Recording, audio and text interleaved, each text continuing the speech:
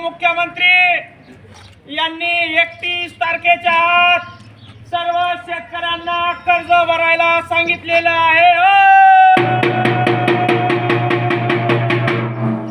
आपल्या शेतीमालाला भाव नाही, आपल्याला कर्जमाफी नाही, आपल्याला पीक विमा नाही, मात्र 31 तारखेच्या आत सर्व शेतकऱ्यांनी कर्ज भरून द्यायचं आहे। आपल्याला निवडणुकीत सांगण्यात आलं तुमची कर्जमाफी करू, तुम्हाला 1 रुपयामध्ये पीक विमा देऊ, मात्र पीक विमा दिला नाही, कर्जमाफी दिली नाही, मात्र 31 तारखेच्या आत पूर्ण कर्ज भरून याच सांगितलं। तंटामुक्ती इकडे या,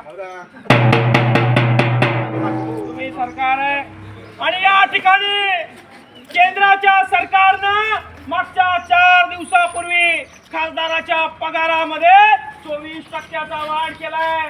24% वाढ म्हणजे 1 लाखाला 24,000 रुपये आता खासदाराला जास्त मिळणार आहे। अण्णा, खासदाराला 1 लाखाला 24,000 रुपये वाढवले, कशाला माहितीये का?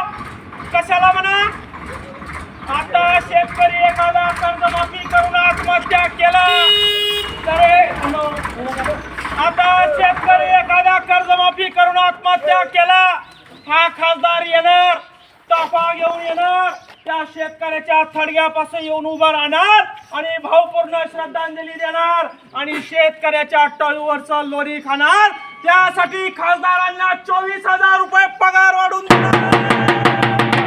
आणि पगार कसा वाढवला तात्या?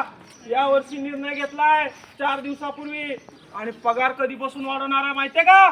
मागच्या 2 वर्षापासून तो पगार लागू करणार आहे, पेन्शन बी लागू करणार आहे, भत्ता बी लागू करणार आहे। शेतकऱ्याच्या मालाला भाव नाही, शेतकऱ्याच्या कापसाला भाव नाही, शेतकऱ्याच्या मक्याला भाव नाही, आणि हा हरामखोर अजित पवार म्हणतो 31 तारखेच्या शेतकऱ्यांनी कर्ज भरा म्हणतो।